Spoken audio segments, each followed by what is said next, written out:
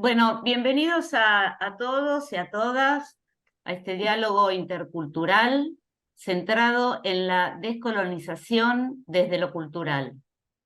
Agradecemos profundamente la presencia de Claudia Andrea Gota, que expondrá el tema colonialismo, racismo y negacionismo y vulneración de derechos de los pueblos originarios. Voy a hacer una breve lectura de la biografía de Claudia Gota.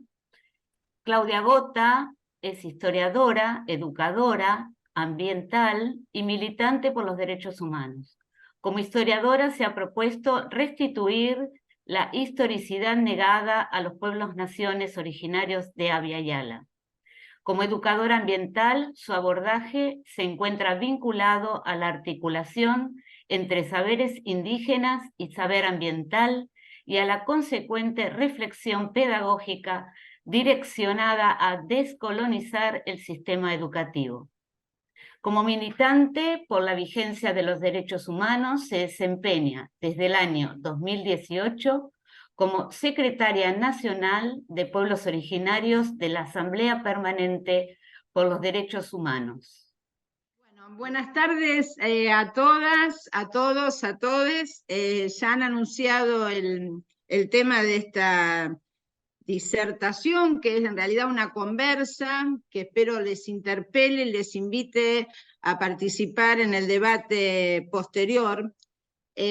Por supuesto, agradecer esta invitación del Conversatorio América Abya Yala a poder compartir esta tarde mis sentipensares, y que por supuesto son deudores de muchos y muchas de mis maestros y maestras: Enrique Dussel, Rafael Bautista Segales, Ramón Grofogel, Eduardo Rosenbach, Carlos Galano, Eloísa Treyes, Enrique Lander, Clavero, entre tantos que voy a nombrar. Podemos en principio partir de que si analizamos la expansión colonial europea desde lo que se llama el punto de vista eurocéntrico, que es el análisis hegemónico, lo que tenemos es una imagen en la que los orígenes del sistema mundo limitado a la concepción capitalista se produce básicamente por la competencia interimperial entre los imperios de ese momento. Nos referimos a esa búsqueda de las rutas hacia el oriente que derivó en el mal llamado descubrimiento, que no fue más que una invasión, de lo que luego se denominó América, y la colonización consecuente por parte de la monarquía castellana. Este proceso creó un mercado mundial capitalista, siempre desde el punto de vista eurocéntrico, ¿no? Produciendo un nuevo sistema mundo, y desde ese mismo punto de vista que sigue siendo hegemónico, el sistema mundial fue concebido fundamentalmente como un sistema económico que determinó el comportamiento de los principales actores sociales mediante la lógica económica de obtener ganancias. Como vemos, este concepto de capitalismo implicado en esta perspectiva privilegia las relaciones económicas impuestas sobre otras relaciones sociales que también se impusieron. En consecuencia, la transformación en las relaciones de producción generadas por esa expansión colonial europea a nivel mundial dio lugar a una nueva estructura de clase típica del capitalismo, en oposición a los otros sistemas sociales y a las otras formas de organización de las sociedades, de las llamadas civilizaciones precapitalistas, y que yo prefiero llamar no capitalistas, porque el capitalismo no es un fin en sí mismo. En los paradigmas de la economía política, entonces, los análisis de clase y las transformaciones económicas estructurales fueron privilegiadas sobre las otras relaciones de poder impuestas. Siguiendo a Ramón Grofogel, sostenemos que lo que llegó a fines del siglo XV no fue solamente un sistema económico de capital y de trabajo con el fin último de producir mercancías que pueden venderse y que debían y fueron vendidas en el mercado mundial para obtener grandes ganancias. Si bien eso fue y sigue siendo una parte crucial, de ningún modo fue el único elemento de ese entramado paquete de poder que se impuso desde fines del siglo XV y concretamente desde el XVI en adelante. Lo que llegó a lo que hoy se llama América fue una imbrincada estructura de poder mucho más compleja, extensa y profunda, que no puede reducirse a una perspectiva meramente economicista del sistema mundo. El mismo Grofogel nos dice: lo que llegó a América fue un hombre europeo, capitalista, militar, cristiano, patriarcal, blanco y heterosexual. Llegó así entonces con él a este nuevo mundo otras concepciones del tiempo y también del espacio. Y de manera simultánea se establecieron, por no decir se impusieron, jerarquías globales de dominación, todas ellas imbrincadas entre sí, y que de modo pedagógico Ramón las enumera, y son 16. No las voy a citar, solamente nos interesa tener en cuenta para el tema que hoy hemos elegido la cuarta, que es la jerarquía etnorracial global, que privilegió de una vez y para siempre a los llamados occidentales sobre los no occidentales.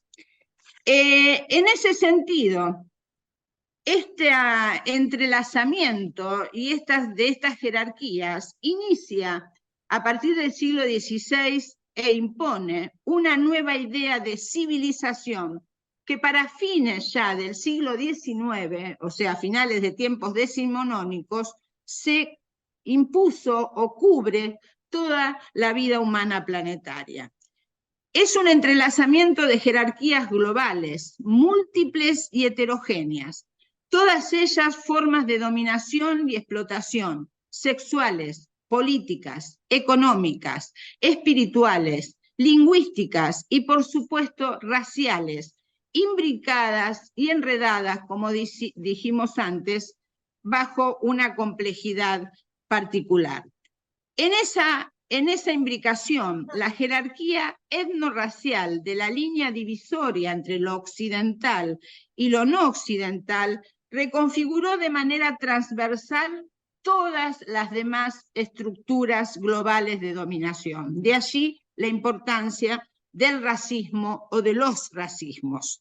Este énfasis del elemento etnorracial en la perspectiva de la colonialidad del poder es una vieja idea. No la acuña Grofogel, del cual yo la tomo, sino que él mismo reconoce cómo esta ya está presente en Fanon, en Dubois, en Coase, en Robinson y por supuesto en todo el pensamiento radical negro de las Américas acerca de cómo la idea de raza y el racismo son un principio organizador que estructuró todas las múltiples jerarquías de dominación impuestas por el sistema mundo. Silvia, está poniendo vista del hablante, ¿no? Sí, sí. La jerarquía global de género también se ve afectada por la idea de raza, por la raza. Al contrario de los patriarcados pre-europeos, en las que todas las mujeres eran inferiores a todos los hombres, en este nuevo sistema de dominación colonial, una minoría de mujeres en el mundo de origen occidental tienen, y lo tienen hasta el día de hoy, un estatus más elevado y muchas veces mejores condiciones de vida, en tanto esa idea de mayor acceso a recursos, algo que nosotros tampoco compartimos, hablamos de bienes comunes, ¿no es cierto? Esa minoría de mujeres puede tener un acceso a una vida básicamente privilegiada frente a la mayoría de todos los hombres del mundo no occidentales. Esto cambia por lo racial. El patriarcado europeo de la cristiandad y también las nociones europeas de sexualidad, epistemología y espiritualidad se exportaron al resto del mundo mediante la expansión colonial como un criterio único, hegemónico, para racializar, clasificar y también patologizar a las poblaciones en unas jerarquías de razas superiores y, por supuesto, razas inferiores. Como todos sabemos, la colonialidad no es lo mismo que el colonialismo, no se deriva de la modernidad ni antecede a ella. La colonialidad y la modernidad constituyen dos caras de una misma moneda.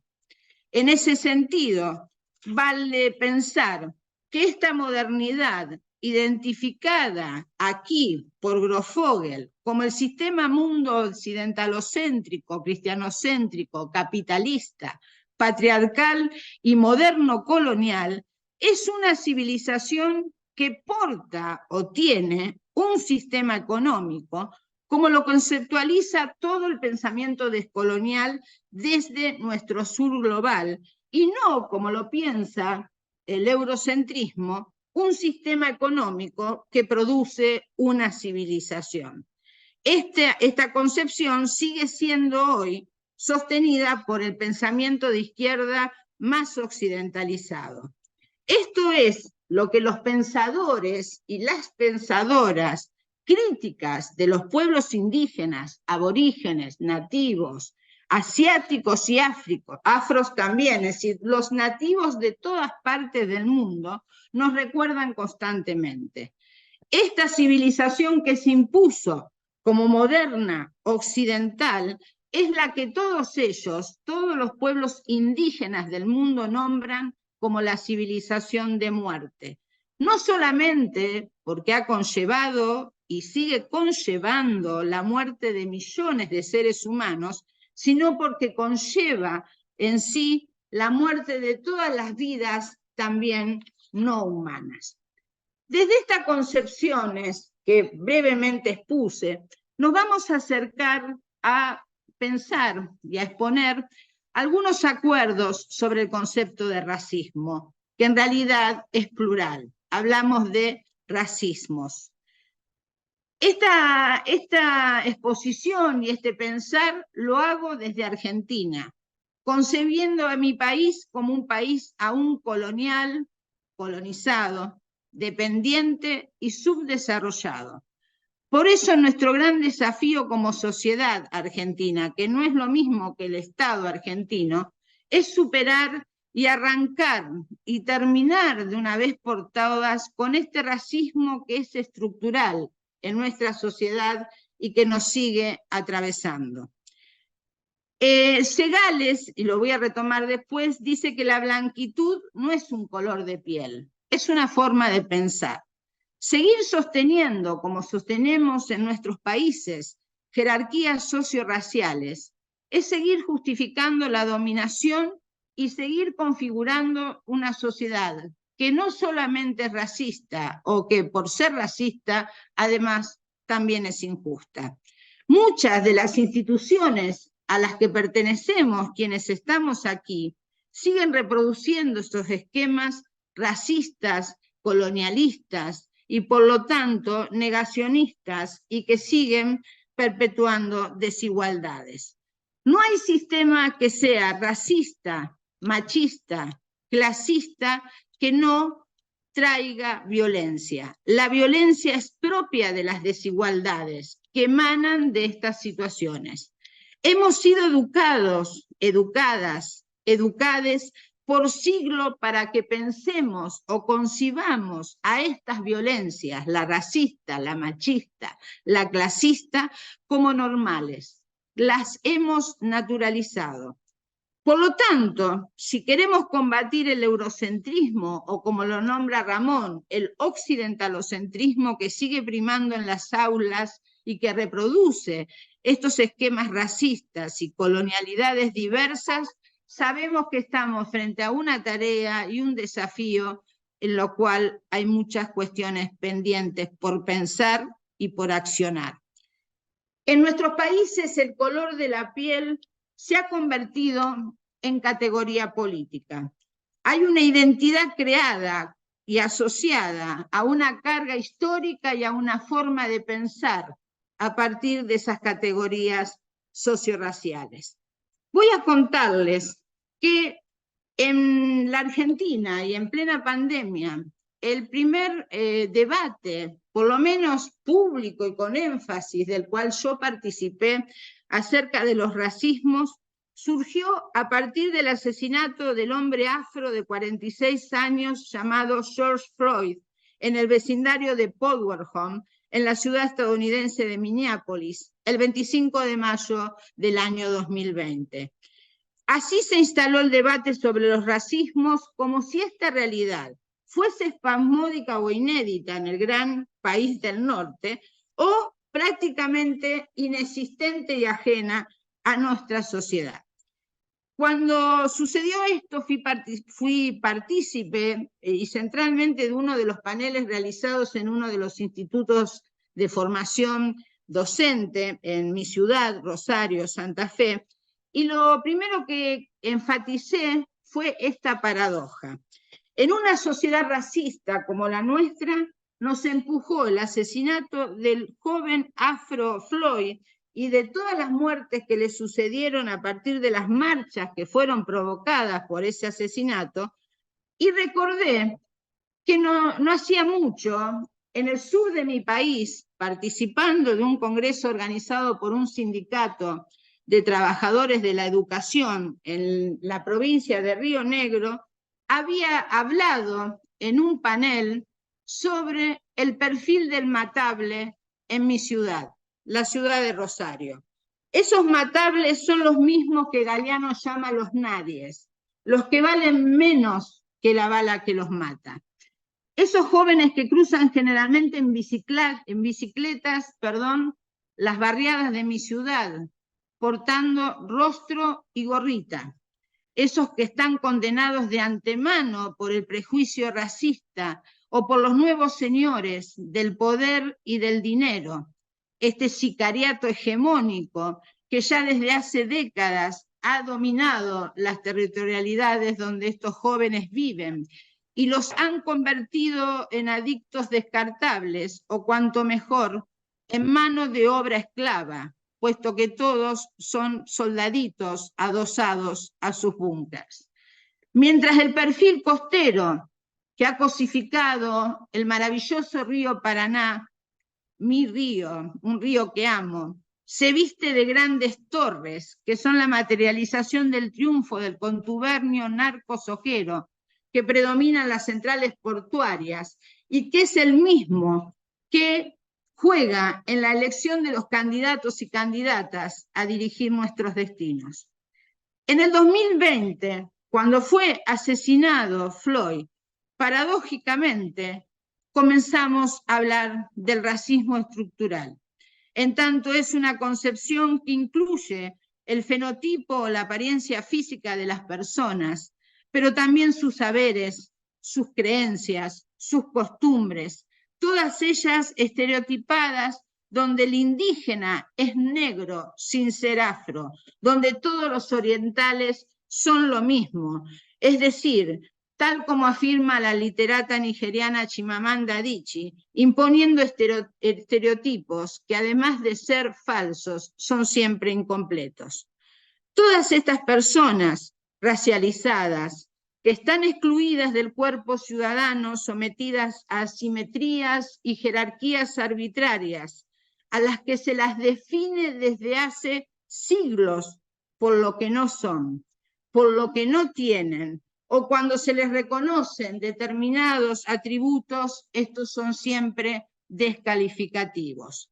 Podríamos remontarnos al comienzo de la misma modernidad colonialidad, cuando a partir de la palabra indio, que se impone en principio como la negación de lo que no es decir, todo lo no español pasa a ser indio, condenó a los habitantes originales de la Via Yala a verdaderos dueños de todas estas territorialidades a este término que los definió de una vez y para siempre por el no ser, desde lo que no eran, y ocultando con esa única palabra que además sirvió para homogeneizarlos negativamente, la diversidad cultural de la población de lo que luego se llamó América. Este racismo, estos racismos de los que hablamos, son estructurales y decimos que son porque siguen estando, gobiernan en estos tiempos y son todas lecturas equívocas sobre los otros, pero para nada ingenuas. Están presentes y anquilosadas, decíamos, en las estructuras del Estado, pero también en la sociedad. Podríamos hablar días dando ejemplos de cómo se reproducen estos racismos en el campo educativo, en el de la salud, en el jurídico, en el carcelario y por supuesto en la política. Y también, como veremos luego, en cómo pensar el derecho y particularmente los derechos humanos.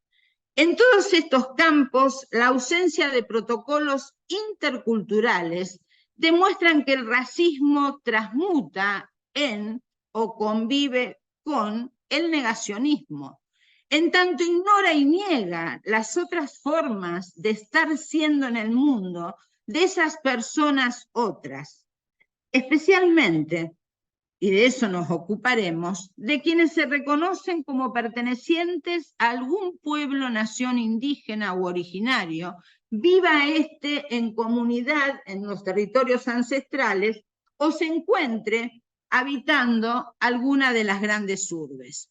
Podríamos dar cientos de ejemplos de estas situaciones donde el racismo se impone en salud, en lo jurídico, en lo educativo, por supuesto en lo educativo a través de lo que llamamos el racismo epistémico, pero también en situaciones de violencia que se reiteran en establecimientos escolares y aún en establecimientos educativos de niveles superiores.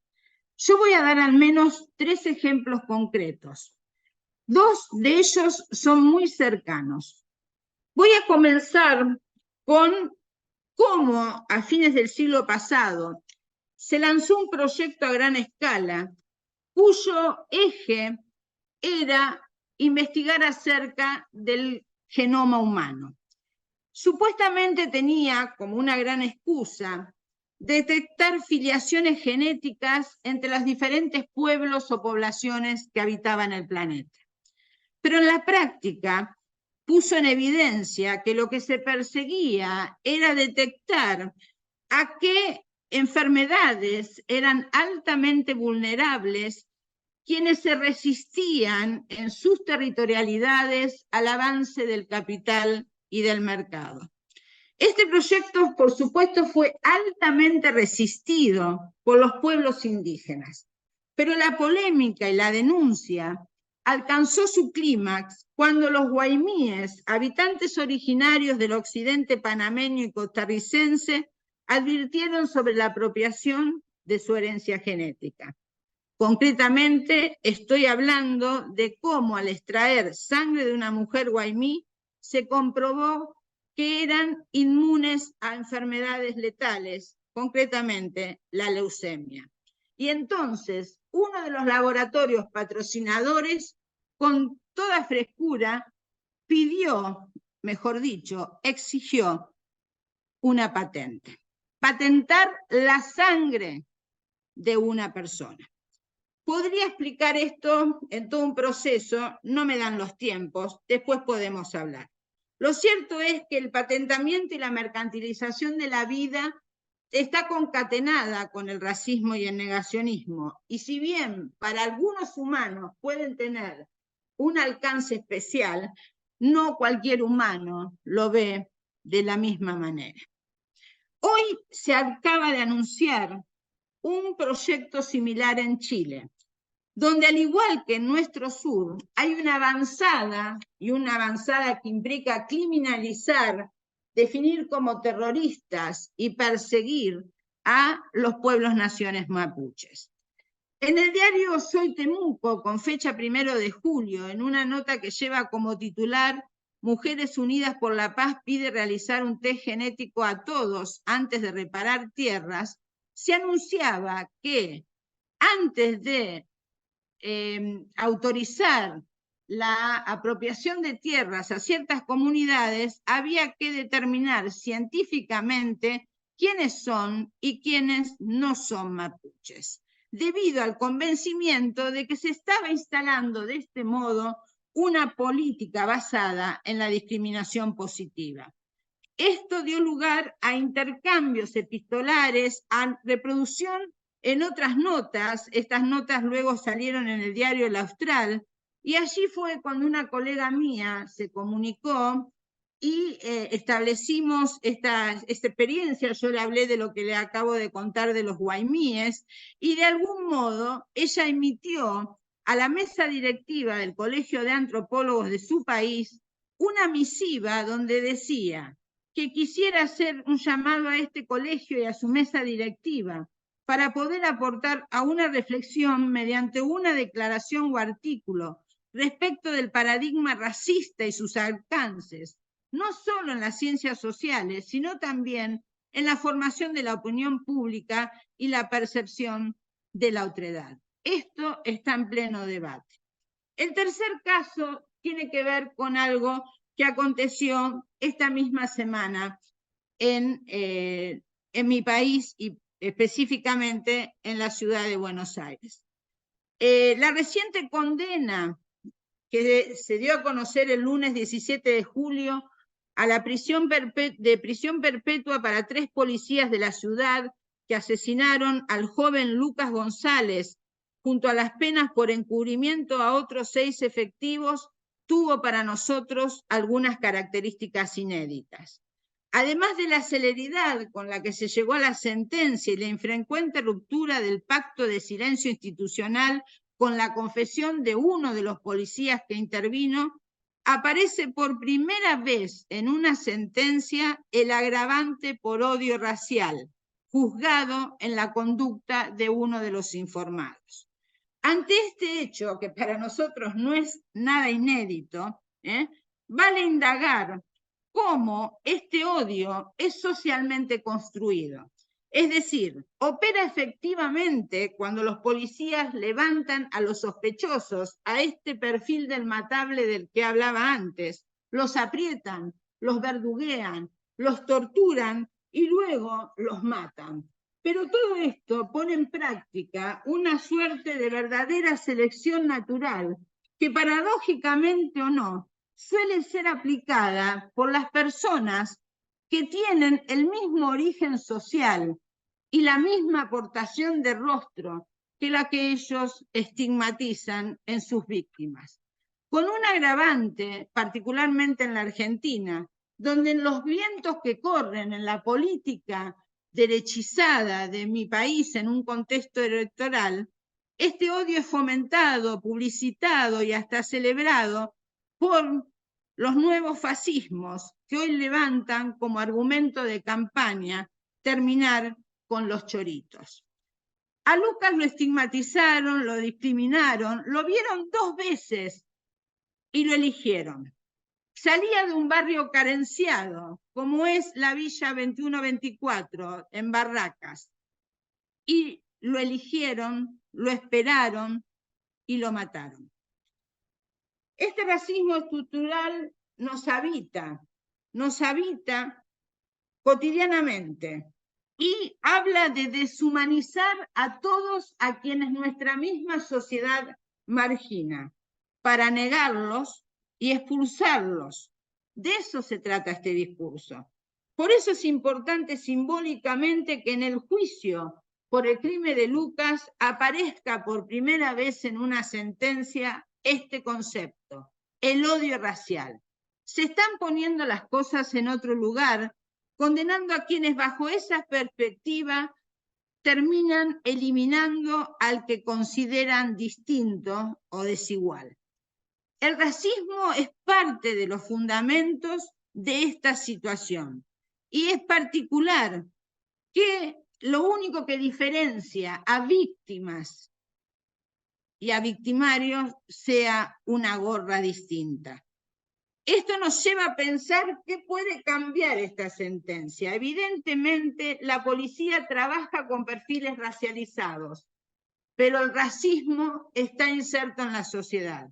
Frente a un joven como Lucas o como lo que yo describí anteriormente, los mismos vecinos se cruzan de vereda y condenan con su mirada a ese que consideran diferente. Sin lugar a dudas, sigue siendo esto, a pesar de los límites, un gran triunfo para quienes luchamos desde multisectoriales contra la violencia institucional u organismos de derechos humanos, la necesidad de empezar a hablar de estas cuestiones, pero estamos muy lejos de terminar con ellos. Volviendo a pensar el racismo, dejemos de lado los ejemplos, podemos hablar muchísimos, lamentablemente hay muchos más. Volvamos a pensar el racismo para volver a articularlo con el negacionismo. Entonces volvemos a Grofogel. Él nos dice, la modernidad no existe sin la colonialidad, ¿no es cierto? Ya lo dijimos antes, son dos caras de una misma moneda. Y el racismo organiza desde adentro todas las relaciones sociales y jerarquías de dominación impuestas por la modernidad. Segales, Rafael Bautista Segales, en abril del año pasado y en el marco del análisis de la guerra ruso-ucraniana, tomó el tema de los racismos. Y ahí señaló que a diferencia de lo que muchos sostienen acerca de considerar al racismo como una discriminación producto solamente de un prejuicio irracional, es el núcleo ético mismo de la misma racionalidad moderna.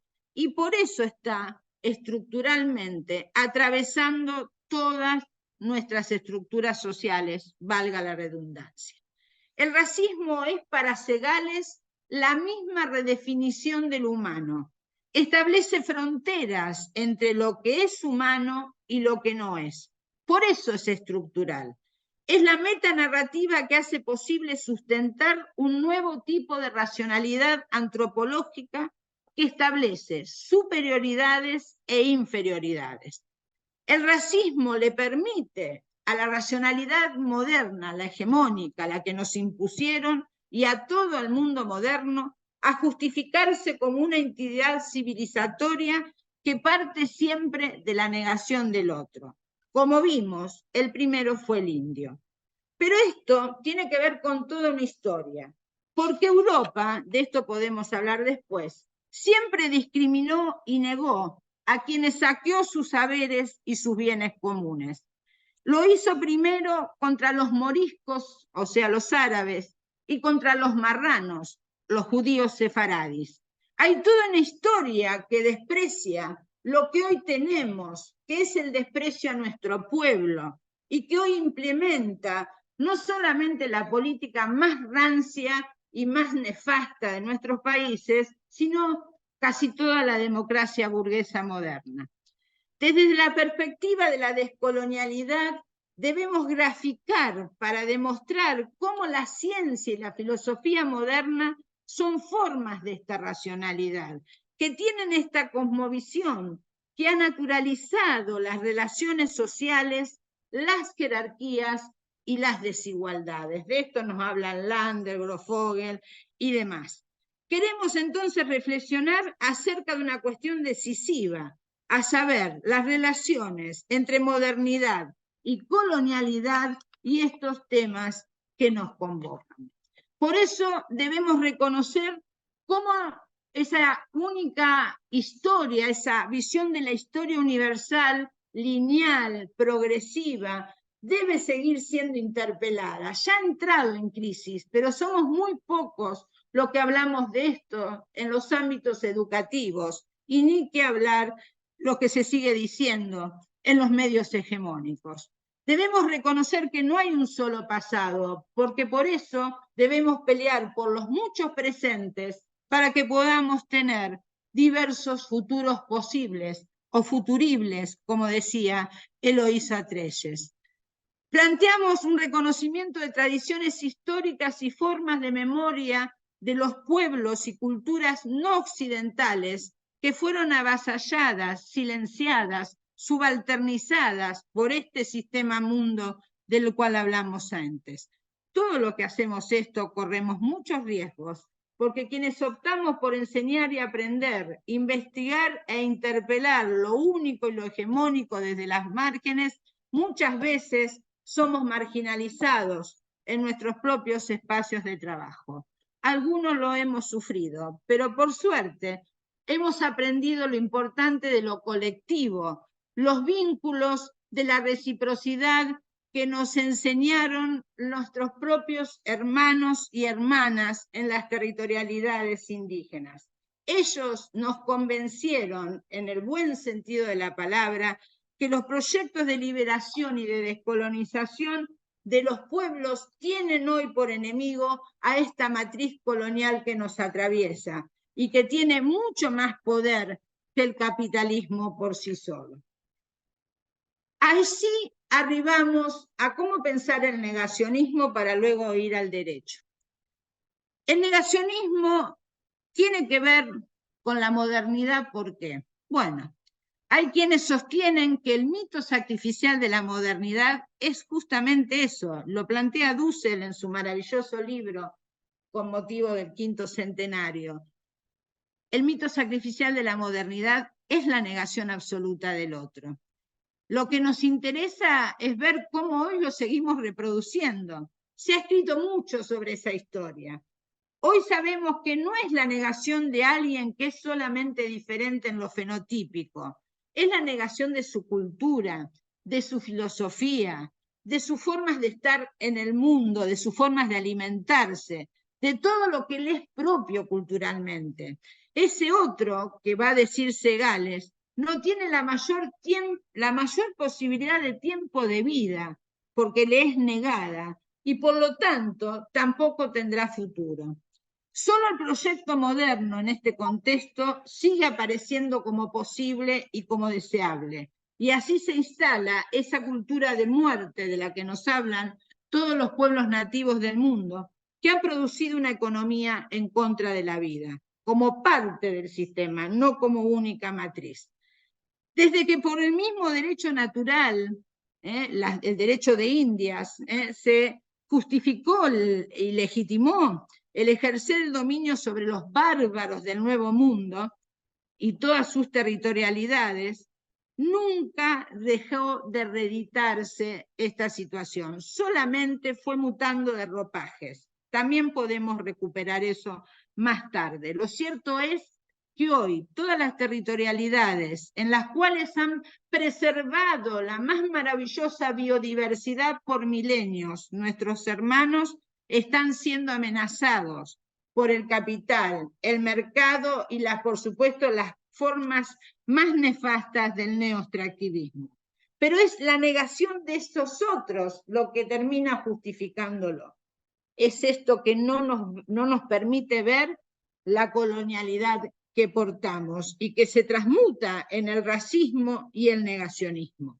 El negacionismo con relación a los pueblos originarios, por supuesto, hunde sus raíces en ese primer gran genocidio que desde fines del siglo XVI hasta hoy es un genocidio por goteo y cotidiano, se sigue llevando a cabo.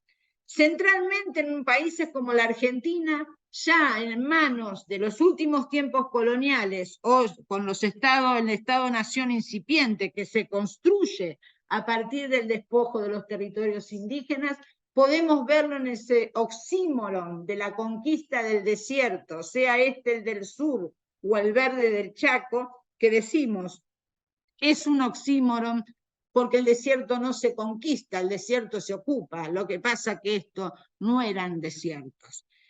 Pero vayamos a lo que pasa hoy con el negacionismo y vayamos justamente a un caso como la declaración que emitió la Cámara de Diputados de Mendoza en marzo de este año como un caso paradigmático.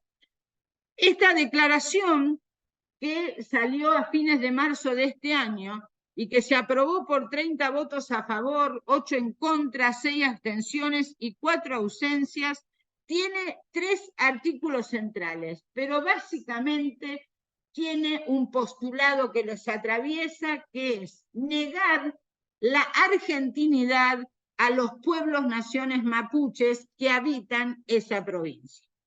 El primer artículo, perdón, tiene 3 artículos que fueron los más denunciados por las organizaciones indígenas. El primer artículo rechaza la prórroga de la ley 26.160. Esta ley fue promulgada durante el gobierno de Néstor Kirchner en el año 2006 y tiene 2 aristas. Por un lado, insiste que el Instituto Nacional de Asuntos Indígenas termine con el relevamiento y el otorgamiento de carpeta técnica y personería jurídica a todas las comunidades, y por otro, que ponga fin a los desalojos y a los despojos que venían sufriendo las comunidades. Fue renovada en 2009, 2013, 2017, luchamos mucho para que bajo el gobierno de conservador y fascista de Cambiemos se logre la prórroga. Sin embargo, llegado el 2021, bajo la pandemia, esto se llevó a debatir recién en el 2022 y no logramos que se aprobara la prórroga, por los canales legítimos que son las cámaras de diputados y senadores del Congreso Nacional, sino que se terminó aprobando por un decreto de necesidad y urgencia, 16 años después, emitido por el presidente actual, Alberto Fernández. Esto le quitó mucha legitimidad a la prórroga y, por supuesto, significó un retroceso, porque todas estas leyes se ganan a través de la lucha de los hermanos y hermanas indígenas. Pero el primer artículo de esta ley rechaza la prórroga. El segundo cuestiona el reconocimiento que el mismo INAI, me refiero al Instituto Nacional de Asuntos Indígenas de Argentina, había hecho a las comunidades mapuches sobre las territorialidades otorgadas en Mendoza. Y finalmente, y esto es terrible, el tercero, rechaza la argentinidad del pueblo mapuche. Los mapuches, dicen, no deben ser considerados pueblos originarios argentinos en los términos del artículo 75, inciso 17 de la Constitución Nacional y los tratados internacionales, dice el proyecto impulsado por el gobierno mendocino. Lo que dice la Carta Magna es que también se debe reconocer la personería jurídica de las comunidades y otorgarle la propiedad comunitaria. Esta declaración es racista y es negacionista, pero no es casual. Tiene que ver con una disputa por la territorialidad que en estos momentos y desde tiempos ancestrales, desde milenios, que pertenecen, porque son los legítimos dueños, las comunidades mapuches asentadas en lo que hoy es esta provincia, porque sabemos, son preexistentes al Estado y, por supuesto, al Estado-Nación y también a los estados provinciales. Allí hay una avidez de explotación minera, petrolera, hay reservas de agua e incluso partes de ellas integran la zona de lo que es hoy una de las joyas de la corona, eufemísticamente hablando, junto con el litio y las tierras raras del norte, el proyecto de Vaca Muerta. Esto es lo que nos pasa. Estamos hablando no del siglo XV, del siglo XVI, ni siquiera del XVIII o el XIX. Frente a esta situación se alzaron las voces de intelectuales, de antropólogos, de investigadores del CONICET, también arqueólogos, que demostraban con sus estudios cómo el pueblo nación mapuche tiene una antigüedad no menor a 14.000 años en las territorialidades que hoy conforman la provincia de Mendoza. Justamente esto, que todavía sigue en debate, ameritó que el 30 de junio, cuando todavía yo era la secretaria nacional de pueblos originarios de la APDH Argentina, porque acabo de renunciar este lunes, nos reunimos junto a la Secretaría de Ambiente y a la Regional Mendoza de APDH con la organización Malal Hueche, que es una de las organizaciones que aglutina a las comunidades mapuches. De esto estamos hablando. El negacionismo, el racismo, no es un problema del pasado, es una cuestión que nos atraviesa en nuestros comportamientos, en lo que debemos enseñar, pero también en esto que llamamos la buena o la otra política. Vayamos al tema de los derechos, para después hacer un cierre. Rafael Bautista Segales también nos dice que el derecho moderno se basa en la negación del otro. Para calificarlos de bárbaros, utilizó lo que la burguesía naciente de ese entonces basaba en lo que la burguesía naciente se basaba para su propia caracterología, la propiedad privada. Y entonces, quien no conoce la propiedad privada no son humanos. Por eso el proyecto moderno decide y debe aniquilar al otro, no solo físicamente, sino espiritualmente, cosmogónicamente, como sujeto que piensa la vida, la propiedad y la justicia desde otros lugares. Quiero decirles que la materia que yo doy hasta que me jubile en la universidad y en la facultad donde yo misma estudié, no existía en la dictadura, y es historia de América prehispánica.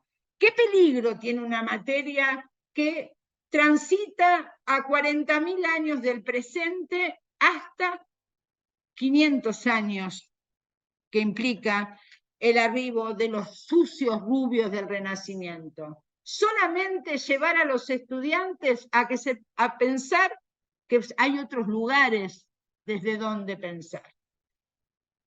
Vuelvo a esto. La clasificación antropológica de la humanidad, esto a la que hemos aludido cuando hablamos de occidentales y de no occidentales, a partir de esa noción prístina del racismo inaugural conjuntamente con la invasión de lo que luego fue América, tuvo y tiene como objeto hacer desaparecer también a la víctima como víctima. Y ahí entra la noción de negacionismo, porque hacerla aparecer como inferior y como no humano, la desubjetiviza y la deja fuera de esta situación. Todo proyecto de dominación, en este sentido, para imponerse, debe invisibilizar la justicia que provoca a partir de una lógica de inversión. Si el inferior desobedece, toda acción justifica su aniquilación. Esto lo vemos con lo que nos está pasando en nuestro país, con la conformación de consensos y de nuevas corporaciones que son donde verdaderamente se debate y se construye el más nefasto poder que está decidiendo todos nuestros futuros. Pero también es Bush invadiendo Irak. Es decir, esto no son víctimas.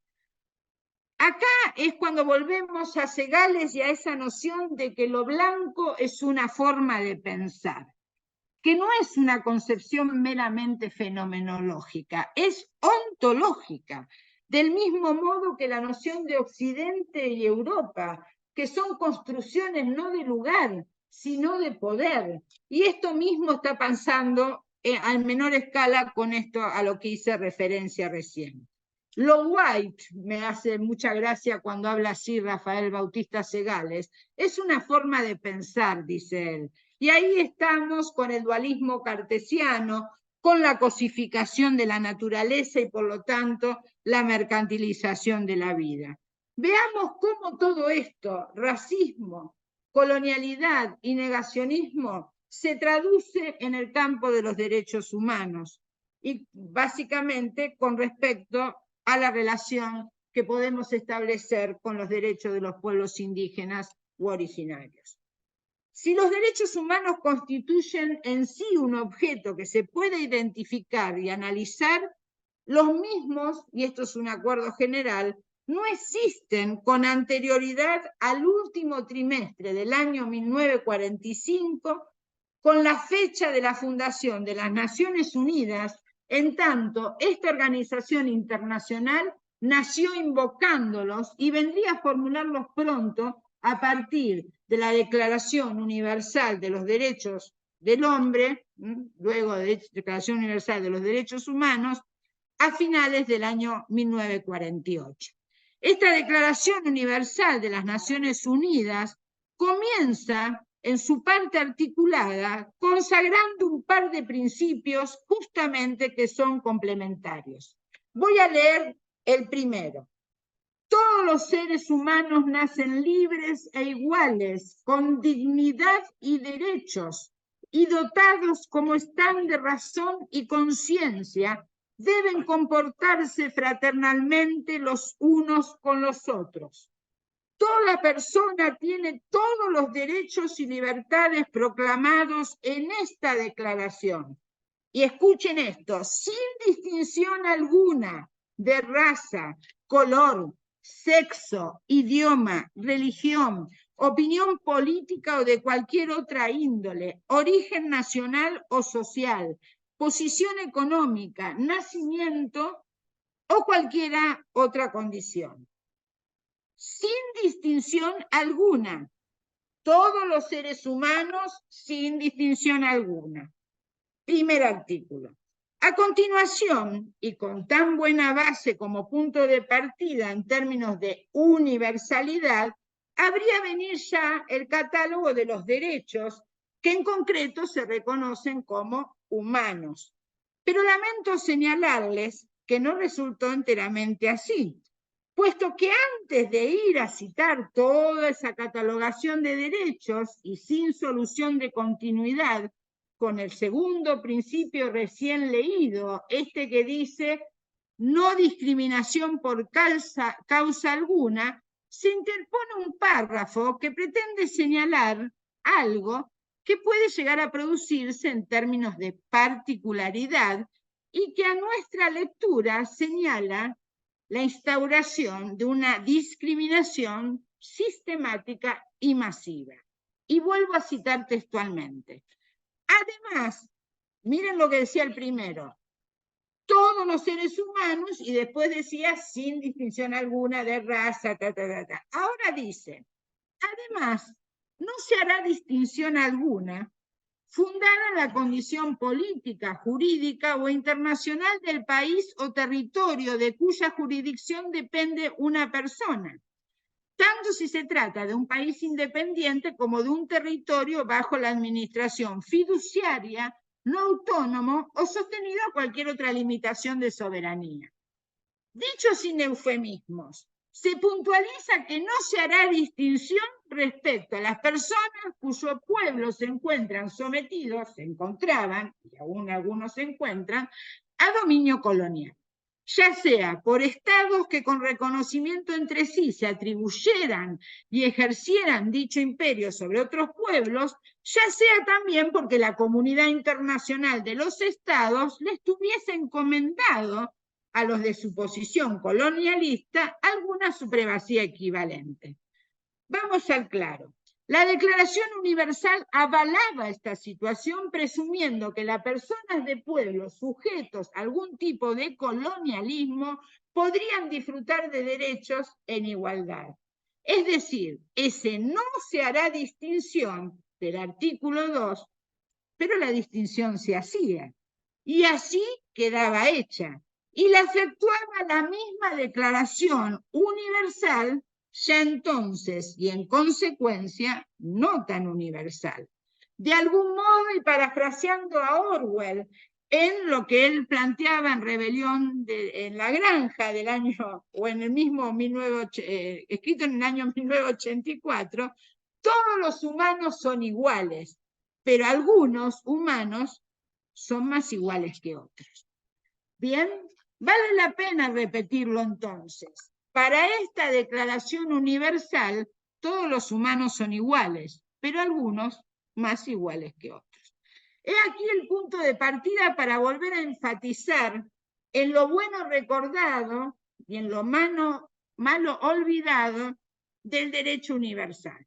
Ya voy a ir terminando.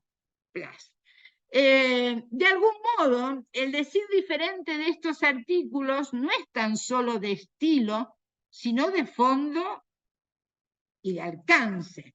Es una colonialidad abierta que impone una desigualdad radical. Si la declaración respondiera realmente a una noción de derechos en términos de universalidad y de igualdad, no debería contener no solamente cláusulas de exclusión, sino tampoco de inclusión, porque si son universales, iguales para todos, no hace falta ninguna de ellas.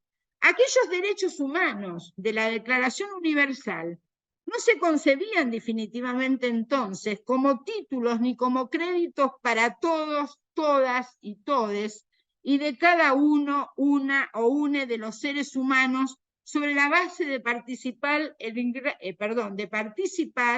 en igual grado y con idéntica dignidad de una misma condición de humanidad. Por esto considero que debemos repensar continuamente los derechos no pensados. Y lo hacemos desde los propios pueblos indígenas. No nos podemos detener hoy en señalar muchísimas de estas críticas, pero vamos a hacer algunas. Por supuesto que las críticas en modo alguno afectan al valor en sí de la noción de derechos humanos. Yo milito por los derechos humanos, inclusive de los que fueron enunciados en esa misma declaración por esta organización internacional. Pero no podemos ignorar las sombras siniestras que ésta arrojó desde finales del 48 hasta hoy, puesto que en 1948, con esta Declaración Universal, se sentaron las bases del desenvolvimiento de un derecho global desequilibrado y desigual desde el mismo origen. En tanto, ese derecho global, pretendidamente universal, fue en principio eurocéntrico, imperialista, androcéntrico, patriarcal y signado por el colonialismo hegemónico, que en sus múltiples aspectos también impuso un único modo de construir saber, la ciencia, un único modo de concebir el mundo. Nuestros pueblos no tienen filosofía, tienen mitos, error, ayornando con nuevos ropajes los paradigmas de la vieja modernidad que habían nacido allá, a fines del siglo XV, a la luz de los principios judeocristianos que subalternizaron las diversas cosmogonías de los otros pueblos del mundo, y particularmente la de los que habitaban nuestra América, como la llamó Martí. Ese colonialismo intelectual se ha mantenido invariable con posterioridad a los procesos independentistas y ha producido como no existentes a una infinidad de saberes, conocimientos y acervos de ciertas comunidades, todos ellos caracterizados como primitivos, salvajes o atrasados, en aras del progreso capitalista y la mal llamada civilización occidental. En esos territorios y desde tiempos inmemoriales, en un entramado signado por la comunidad que portan lazos de solidaridad y prácticas de trabajo colectivo, son para nosotros un espacio donde construir estos otros derechos no pensados, para poder contrarrestar desde la idea misma de reciprocidad que encarnan las comunidades indígenas en territorios cuando no están contaminadas, no idealizo al mundo indígena, lo aclaro, esa reciprocidad que nos permite contrarrestar, decía, el individualismo y la lógica competitiva propia del capitalismo, a la par que nos permita construir una verdadera identidad colectiva insurgente para resistir todo esto que nos pasa, de lo cual casi todo es muy malo.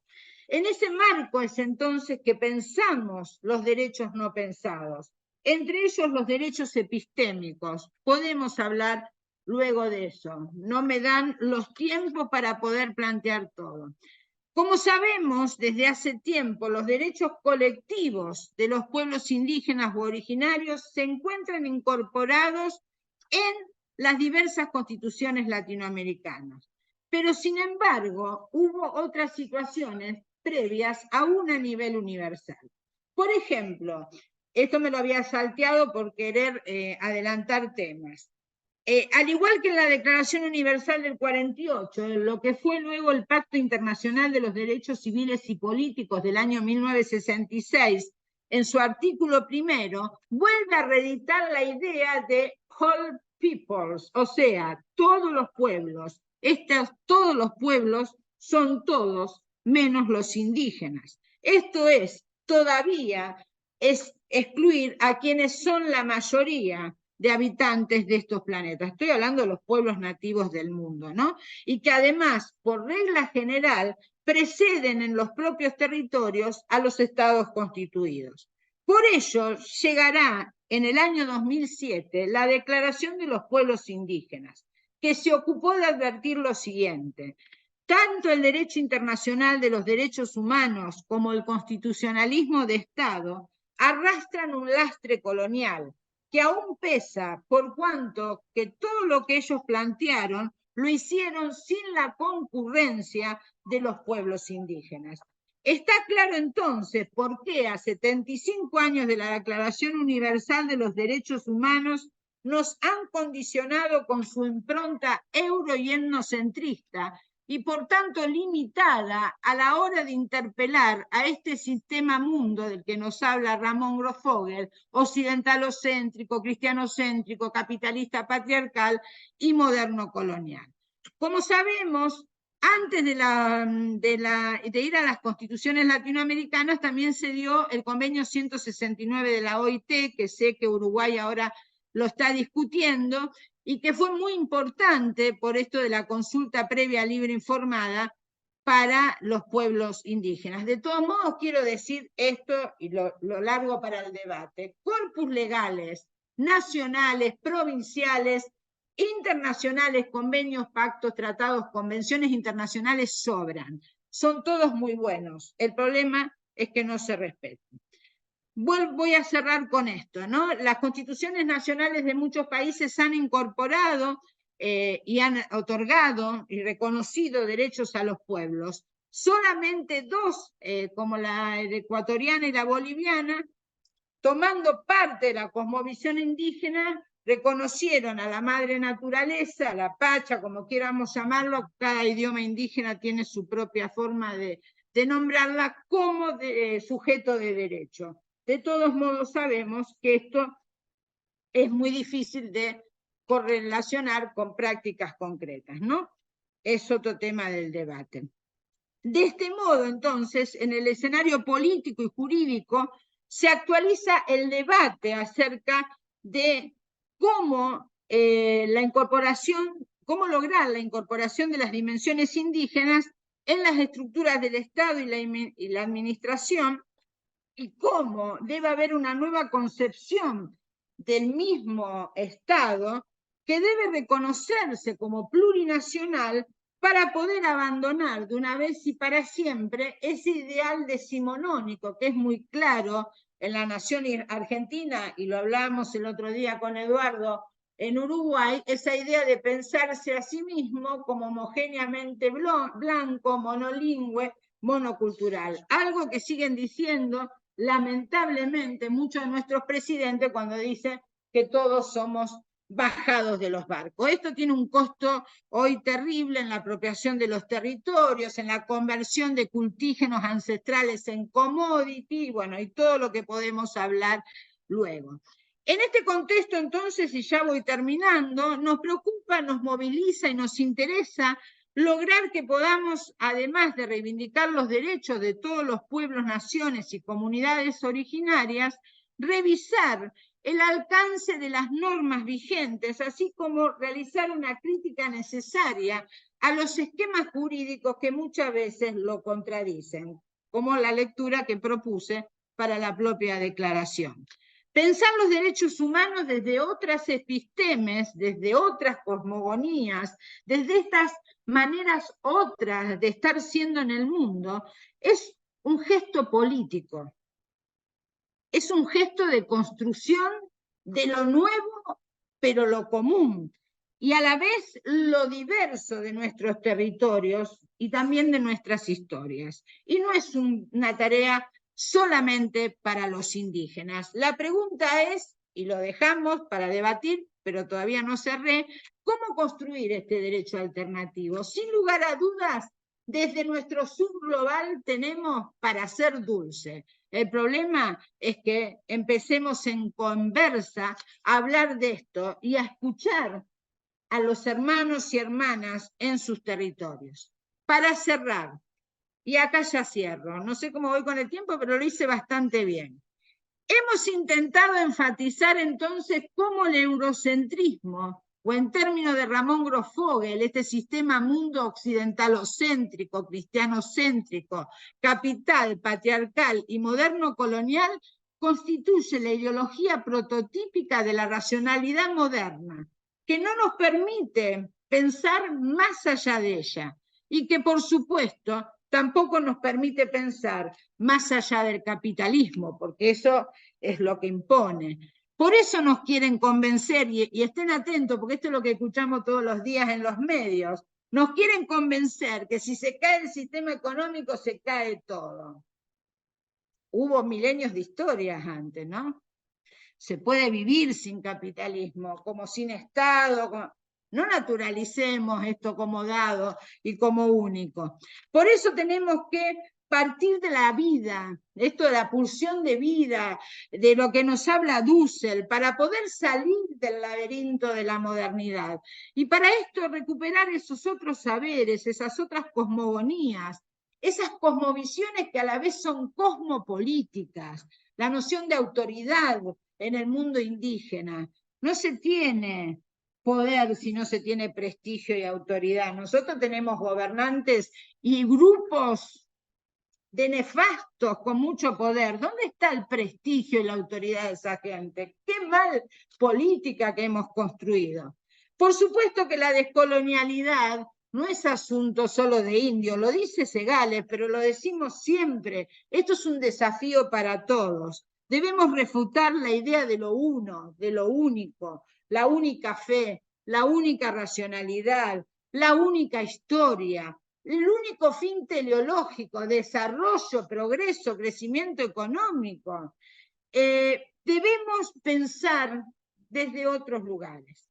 Quienes hemos pasado por la universidad, yo tengo grandes maestros que nunca pasaron por la universidad, pero quienes hemos pasado como estudiantes y nos hemos quedado allí trabajando como docentes, sabemos cómo el sistema educativo hegemónico nos ha condicionado en nuestra posibilidad de descolonizarnos. Está claro o es evidente lo que nos dijo hace mucho tiempo el gran epistemólogo chileno, ya fallecido hace 10 años, Hugo Semelman, cuando dijo que no es cuestión de cambiar de conceptos o de categorías analíticas, sino de formas de vida, de cómo vivimos. Esto nos lo dice también Segales. No podemos construir nuevos conceptos si no es a partir de cómo vivimos. Tenemos que ser capaces de reconocer que los conceptos muchas veces están desconectados de la posibilidad de vida y de la reproducción de la vida. Yo tuve un gran maestro también que se llamó Eduardo Rosenbach, tucumano, que nos dejó un 8 de octubre del año 2011. El día anterior se había ido Lonco Ranculche, Germán Canué. Los dos fueron grandes maestros míos. Eduardo nos decía que teníamos que tener algo para enseñar. Y ese algo solamente servía, se hacía posible cambiarle la vida a nuestros estudiantes, a que nuestros estudiantes pudieran diseñar otros futuros fuera de lo impuesto, de esta idea de lo único y de lo único. Si uno no tenía eso, no tenía nada para enseñar.